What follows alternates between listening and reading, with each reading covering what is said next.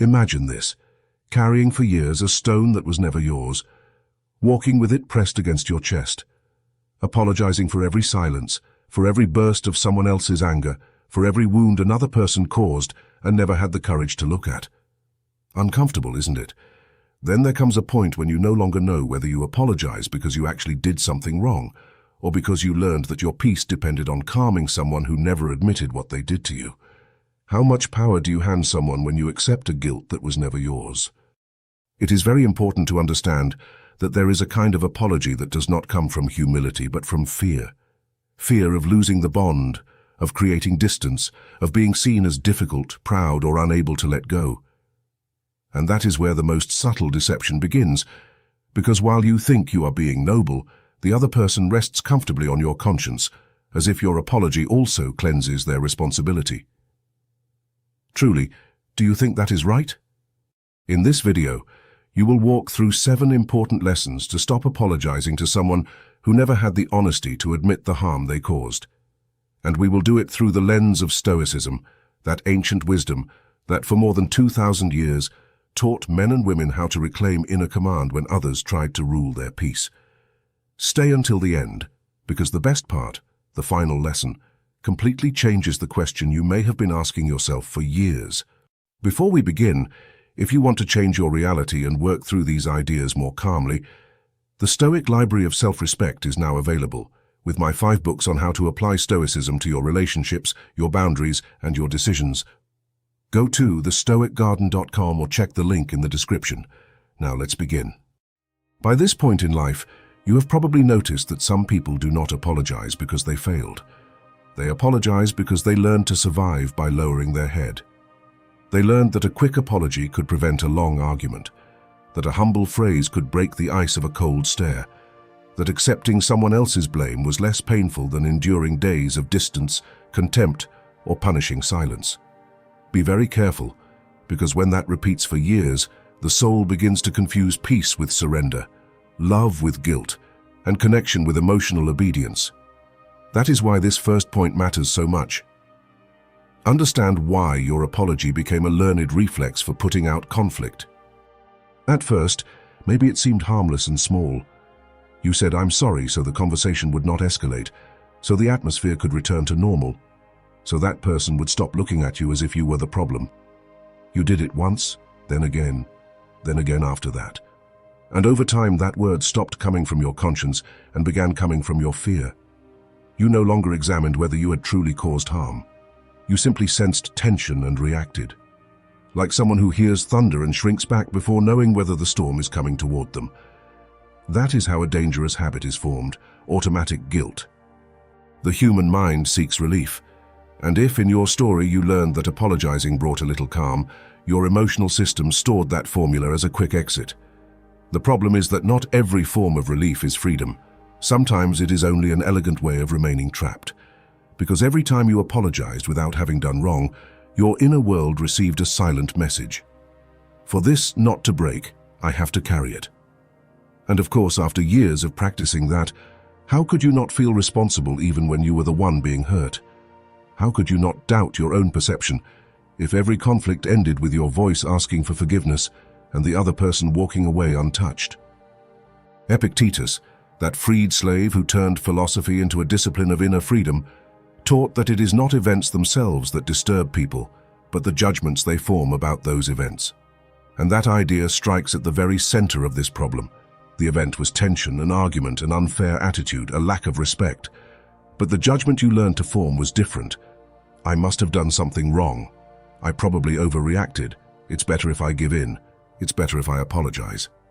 The chain was not only in what the other person did, but in the interpretation your fear built before your dignity had a chance to speak. And there is a rather cruel irony in all of this. The person who never acknowledged anything ended up seeming stronger, more certain, more composed, while you seemed like the difficult one for feeling, the sensitive one for noticing, the complicated one for not swallowing everything with a smile. Convenient, of course. One person causes the harm, the other apologizes, and in the end everyone rests because the fire was put out by the very person who was burning. What a comfortable system for someone who never wanted to look at themselves. But for you, Every undeserved apology left a residue. A small crack in your judgment. A small loss of trust in what you saw, in what you felt, in what you knew. Understanding this is not about looking for someone to blame so you can live in bitterness. It is about recovering precision. It is looking at your story and recognizing that perhaps many of your apologies were not acts of humility, but learned responses to the fear of conflict. And when you see that clearly, something begins to fall back into order inside you, because you no longer have to keep using a sacred word to buy a peace that was never real. Now that we have understood how that reflex was born, it is time to look at what happened every time you used it with someone who never wanted to acknowledge their part. Notice this. An apology can heal when both people have awareness. But in the hands of someone who never admits anything, your apology becomes something else, an exit, a refuge, the perfect alibi. Because while you take on the burden, the other person does not need to examine their behavior. While you say, "I'm sorry," they can breathe easily and confirm their favorite version of the story, that you were the problem, that the tension came from you, that their wound mattered more than yours, that their silence, their coldness, or their damage had some higher justification. And that brings us to the second point of this journey. Recognize that your apology became the perfect alibi for someone who never wanted to look at themselves. Some people are not seeking reconciliation. They are seeking absolution without examination. They want everything to be okay again, but without going through the discomfort of asking themselves what they did. They want the benefit of forgiveness, but not the weight of responsibility. And when you arrive too quickly to apologize, you give them exactly that. You hand them a clean version of themselves, a version where they do not have to say, "I hurt you," because you already said, "I'm sorry." They do not have to repair anything because you already softened it. They do not have to change because you already absorbed the blow. This becomes especially destructive when the other person has learned to expect your emotional surrender. They know that after a conflict, you will come closer. They know that if they remain cold, if they pull away, if they do not respond, if they leave the guilt hanging in the air, sooner or later you will try to fix everything. And then silence becomes a tool, distance becomes pressure, discomfort becomes a rope pulling you back to the same place as always. Do you realize how twisted that is? They do not need to prove they are right. They only need to wait until you can no longer tolerate the tension. And while that happens, your humility ends up being used against you. Because it is one thing to have the nobility to recognize your mistakes, and something very different to allow your ability to apologize to become someone else's moral dumping ground. Some people take advantage precisely of the best in you, your desire for peace, your sensitivity, your fear of hurting others, your tendency to examine your actions. Curious, isn't it? The person who examines nothing ends up benefiting from the fact that you examine everything. And on top of that, if you protest, if one day you say no, if one day you point out the injustice, they may call you proud, resentful, or dramatic. Other people's comfort often becomes offended when it loses its cushion. Seneca warned that anger, when it is not controlled from its first impulse, eventually rules the person who thought they were using it. Something similar happens with guilt. If you do not examine it from the beginning, it can end up ruling all your relationships.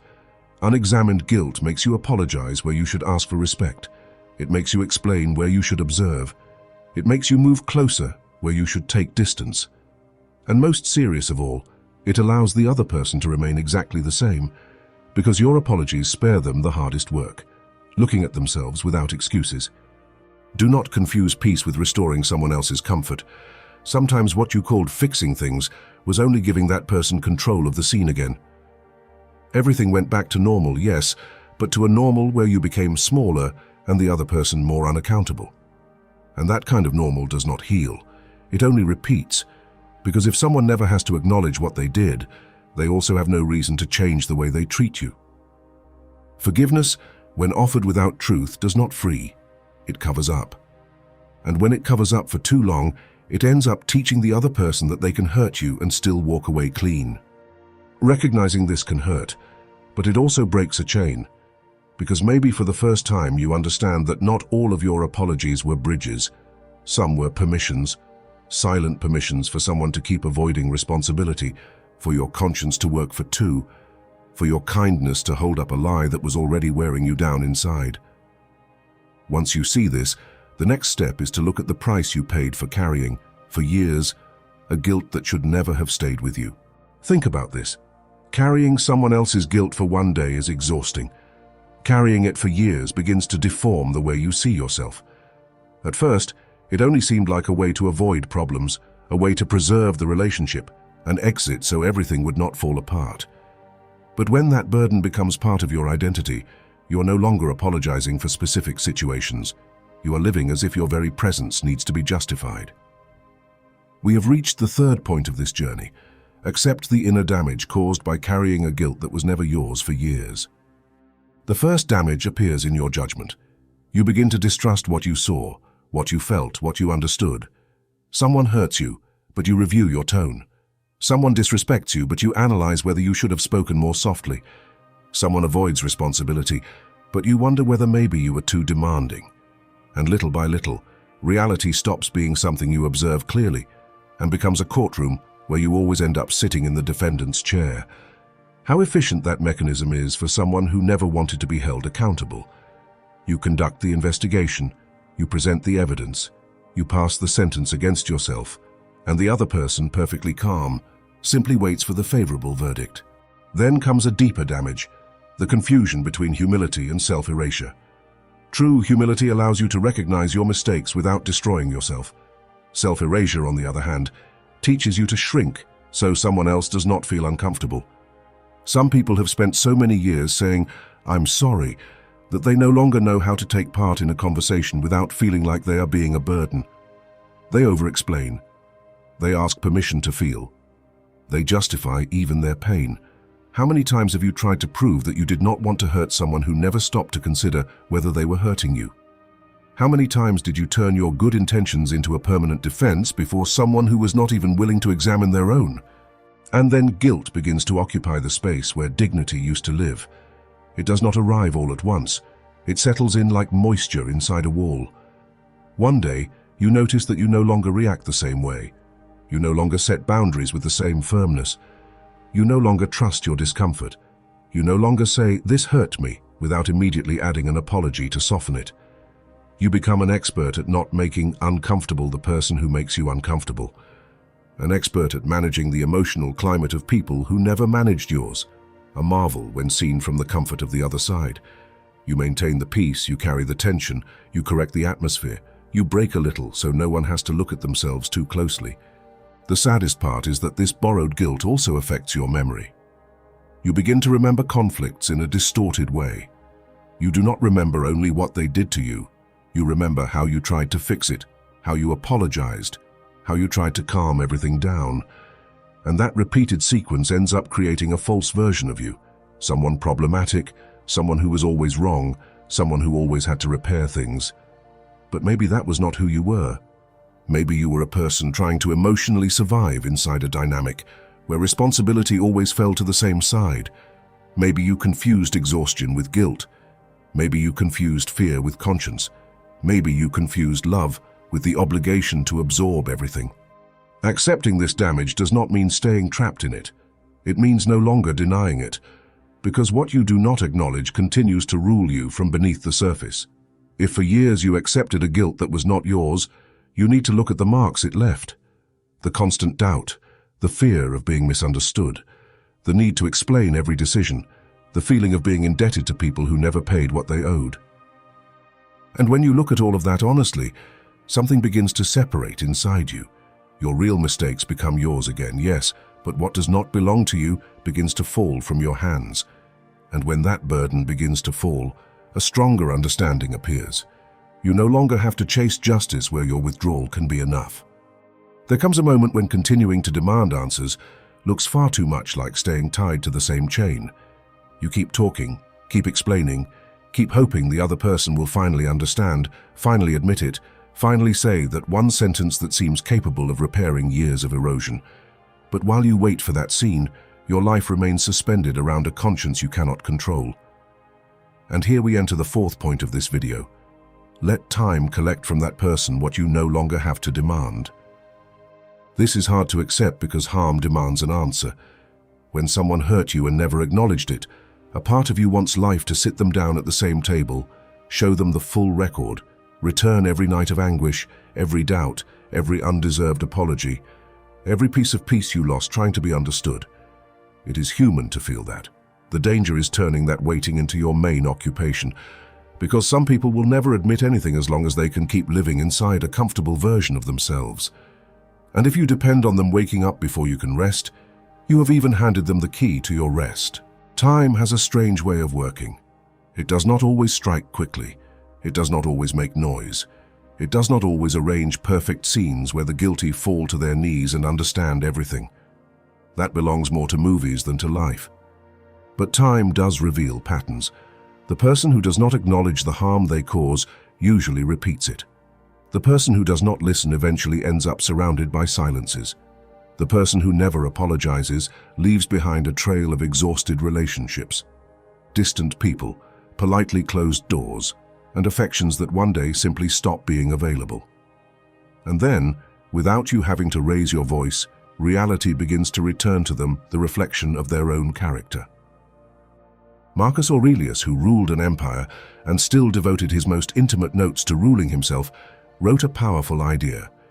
When someone acts wrongly toward you, remember that they do so out of ignorance of what is good, and do not allow their mistake to drag you into the same flaw. That teaching does not justify the harm. It puts it in its place, because if you allow someone else's injustice to turn you into someone obsessed with collecting payment for it, that person will have achieved a second victory.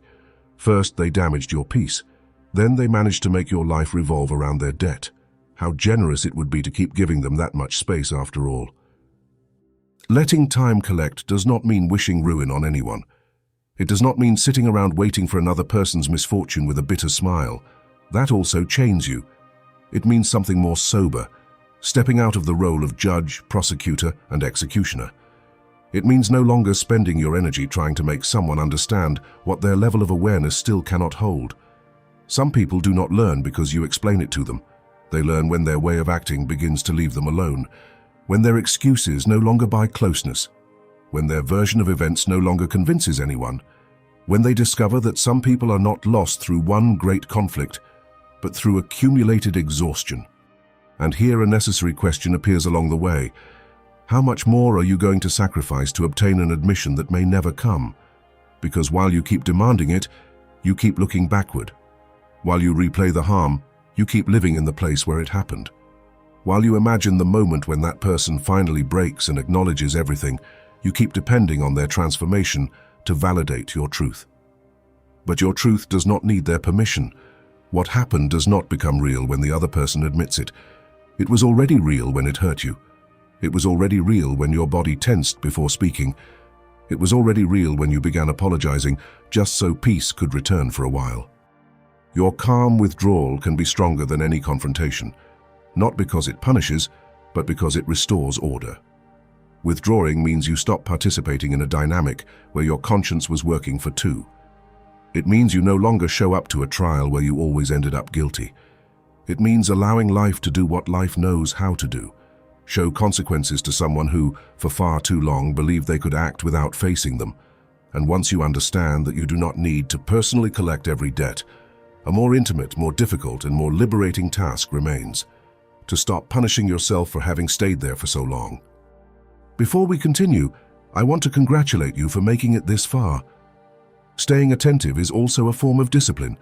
If you are still here, write in the comments, "I am Stoic," along with the country you are watching this video from. I read your messages, and it helps me know where this community of Stoic men and women is growing from. And if these ideas are touching something in your life, I invite you to discover the Stoic Library of Self-Respect, a collection of my 5 books for putting Stoicism into practice, not just listening to it. You can find all the information at thestoicgarden.com. Let's continue, because what comes next may give you a great deal of clarity.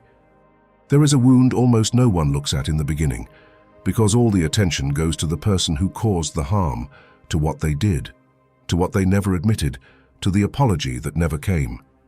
But underneath that waiting, there is another, more intimate battle. The shame of having allowed too much, given in too much, apologized too many times just to preserve a relationship that was already costing you entire parts of yourself. We have reached the fifth point of this journey. Forgive yourself first for accepting for so long what you never should have accepted. Forgiving yourself does not mean justifying what happened. It means no longer using your past as a whip. Some people manage to physically distance themselves from the person who hurt them, but they keep living under an inner sentence. They repeat to themselves, "How did I not see it sooner? Why did I put up with so much? Why did I apologize if I was the one who was suffering?" And those questions, if they are not put in order, end up turning clarity into punishment. First, the other person hurt you. Then you begin hurting yourself for having stayed.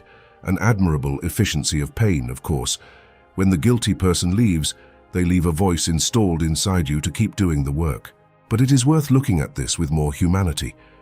You did not accept certain things because you were weak by nature. Many times, you accepted them because you were afraid, because you loved, because you hoped for a better version of that person, because you believed that with patience everything would be corrected, because a part of you thought that abandoning the fight meant failing. And yes, maybe you were wrong. Maybe you confused endurance with love. Maybe you called maturity what was really a tolerance that was slowly turning you off. But a life is not rebuilt by hating the version of yourself that did what it could with the awareness it had at the time. Seneca, who knew well the fires of the human soul, warned that nothing resembles madness as much as prolonged anger pretending to be justice. And this also applies to anger toward yourself. You can disguise it as learning, as responsibility, as memory, but if every time you remember the past you only beat yourself down, you are not learning. You are keeping a prison alive. Resentment toward the other person ties you to what they did. Resentment toward yourself ties you to who you were when you did not know how to leave. And living tied from both sides is a very slow way of losing your life. Here is a question worth asking calmly, not to blame yourself more but to wake up. What part of you still believes you need to suffer in order to pay for taking so long to leave? Because many people do not forgive themselves because it feels too easy. As if releasing guilt would betray everything they lived through, as if no longer punishing themselves were the same as saying nothing happened. But it does not work that way. You can acknowledge that you stayed too long and still treat yourself with compassion. You can admit that you ignored the signs and still stop insulting yourself for needing time to understand them. You can look at your mistake without turning it into your identity. Forgiving yourself means restoring a fair relationship with yourself. It means saying, "I accept that I tolerated what I should not have tolerated, but I will no longer use that past acceptance as proof that I deserve to be treated that way." It means separating responsibility from condemnation. Responsibility allows you to correct. Condemnation only keeps you on your knees. And if for years you apologized where you should not have, perhaps now the most necessary apology is not directed toward the person who never acknowledged anything, but toward the part of you that was forced to stay silent, to soften, to swallow the truth so someone else would not feel uncomfortable. When that inner forgiveness begins, something changes. You no longer wait for the other person to free you with a late confession. You no longer need them to come back and say, "Yes, I hurt you," so your body can rest. You begin to understand that healing does not depend on someone finally having the courage they never had. It depends on you no longer abandoning yourself a second time. Once you see this, what remains is to learn a way out that does not need noise, explanation, or a final scene. Some stories do not need one final conversation. They need distance. And this is hard to accept because for a long time you were taught that everything must be talked through, cleared up, explained, properly closed, ended maturely, left in peace. It sounds beautiful. The problem appears when you try to close with words a story with someone who has used words to avoid the truth. Here we enter the sixth principle of this video. Learn to walk away in silence without needing to close chapters with words. Not everyone is prepared for an honest conversation. Some only want a stage where they can defend themselves, reverse the roles, minimize what happened, or place the burden of explanation back on you. You arrive looking for clarity, and you leave once again wondering whether you exaggerated. You arrive wanting to put a period at the end, and you end up opening one more chapter of confusion. Curious, isn't it? You were going to close the wound, and you ended up apologizing for showing it. That is why there are moments when speaking stops being courage and becomes repetition. Walking away in silence is not cowardice. Cowardice would be staying in a place that degrades you simply because you are afraid of seeming cold. Silence does not mean contempt. Silence does not mean revenge. Silence means you will no longer invest your energy in translating your pain to someone who always found a way not to understand it. Some conversations only make sense when there is at least a minimum willingness to look at the truth. Without that, your words become material for another debate, another excuse, another distorted version of what happened. And you do not need to hand over your peace as raw material for anyone's defense. Seneca wrote in his letters that we often regret having spoken, but rarely regret having kept prudent silence. He did not say this as an invitation to swallow everything, but as a reminder that words must also have dignity. Speaking out of anxiety, speaking to convince, speaking to pull an apology out of someone, speaking so the other person will finally see what is obvious, can seem like a need for justice, but many times it is dependency in disguise. Prudence begins when you understand that some truths are not negotiated at a table where the other person only wants to preserve their innocence. Silent withdrawal has a special strength because it breaks the cycle without feeding the drama. You no longer demand. You no longer over-explain. You no longer present evidence. You no longer try to prove that your pain was legitimate. You simply stop being available for the same dynamic, and that for someone who was used to your reaction can be more disorienting than any speech, because while you argued, you were still participating.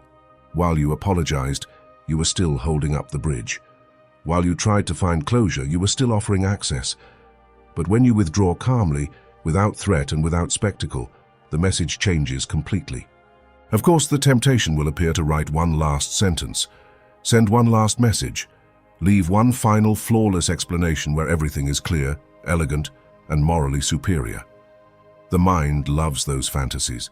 It wants the other person to read, understand, break down, reconsider, maybe even respond with the clarity they never showed before. Very beautiful. Also quite unlikely when the story has already proved otherwise. The question is not whether you can craft the perfect speech. The question is whether you want to keep giving that person another point of access to your inner world. Walking away without closing things with words means accepting that your closure can happen inside you. You do not need a final scene to validate your decision.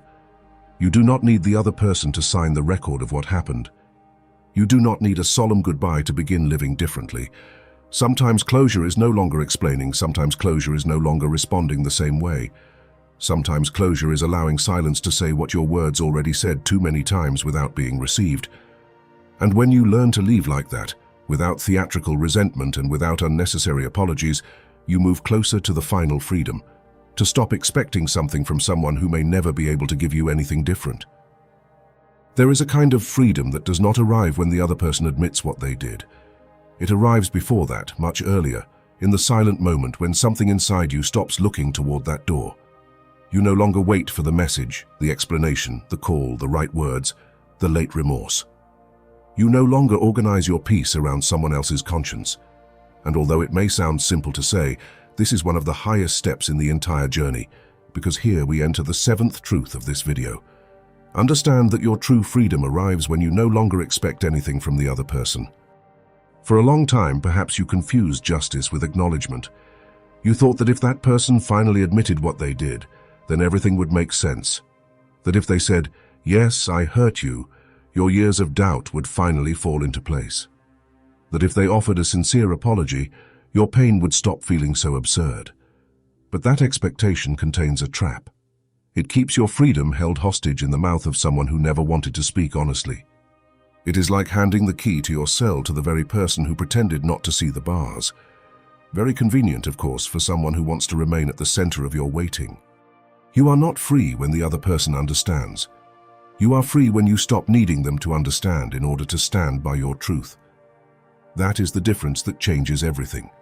Because as long as you keep waiting for an admission, a part of you will remain seated in front of that person, explaining, remembering, trying to make them see what they chose not to see. And maybe one day they will see it. Maybe they will not. But the decisive question is different. Are you going to live waiting for that day to come? Are you going to allow your peace to depend on an act of maturity that person may never have?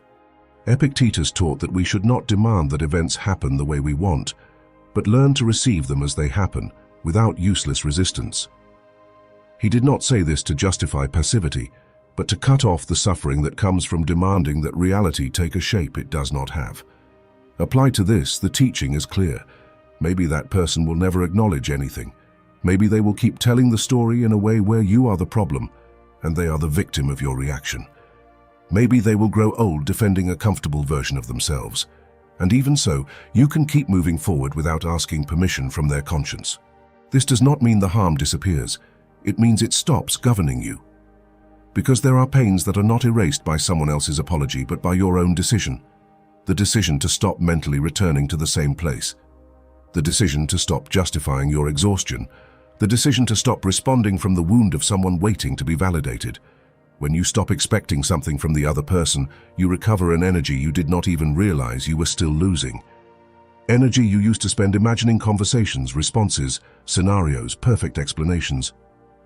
An entire inner life devoted to someone who most likely was barely thinking about anyone but themselves. The final irony is that many people begin to acknowledge things late, when they can no longer do anything with that acknowledgement. When your silence is no longer trying to provoke. When your distance is no longer a strategy. When your life has begun to find order without them. Then perhaps a phrase appears, a hint, a clumsy way of admitting something without fully admitting it. And that is where your freedom is tested. Because if you still need that crumb to feel at peace, you are still tied. But if you can hear it without collapsing, without running back, without reopening the door just because they finally said something close to what you had been waiting for, then something in you has already matured. True freedom does not look like pride. It looks like calm, like walking without having to prove anything, like remembering without burning, like accepting that there were people who did not know how to love you, did not know how to care for you, did not know how to acknowledge what they did, and still not allowing their lack of awareness to define the rest of your life. You do not need to apologize again to preserve bonds that only stood on your guilt. You do not need to chase a forgiveness that, even if it came, would not give back the years you spent doubting yourself. All you need now is to live with the dignity of someone who finally understood that their peace does not depend on another person's confession. If you have made it this far, you have not just listened to a reflection on apologies. You have held a truth many people prefer to avoid. Sometimes saying sorry does not come from nobility, but from fear. Sometimes forgiving too soon does not heal. It covers up. Sometimes continuing to wait for someone to acknowledge what they did is another way of remaining chained. Today, you saw the origin of that learned reflex, the way your forgiveness may have become an alibi, the damage of carrying someone else's guilt, the strength of withdrawing without demanding, and the freedom that appears when you no longer need the other person to admit anything in order to believe your own experience. Now there is one intimate decision left: to keep using apologies as a refuge from conflict, or to begin living with a firmer clarity. Before moving into the final part, I want to remind you of something. It is not enough to understand a truth. You have to return to it, work with it, and turn it into character. If you want to continue this path with greater clarity, at thestoicgarden.com, you will find the Stoic Library of Self-Respect, a collection of my 5 books on how to apply Stoicism to your relationships, your boundaries, your solitude, and your inner command. And if you have made it this far, leave me a comment telling me where you are connecting from, and which part of this reflection made you stop and think. I read your messages with great attention. If this is your first time here, my name is Gabriel, and this is the Stoic Garden. This channel exists for those who are tired of living while constantly explaining themselves, apologizing, giving in, and carrying burdens that were never theirs to carry. We are not here to feed resentment, but to turn pain into judgment, disappointment into firmness, and experience into practical wisdom for the second half of life. Subscribe if you want to keep walking this path with greater clarity, not to collect videos, but to train a different way of looking at your relationships, your decisions, and your own peace. Share this video with someone who may still be apologizing to a person who never took responsibility for anything, because sometimes a teaching arrives right when someone is about to abandon themselves again. And now, you will see 2 recommended videos on screen to keep going deeper into this path toward a life with more character, more inner peace, and more stoic wisdom.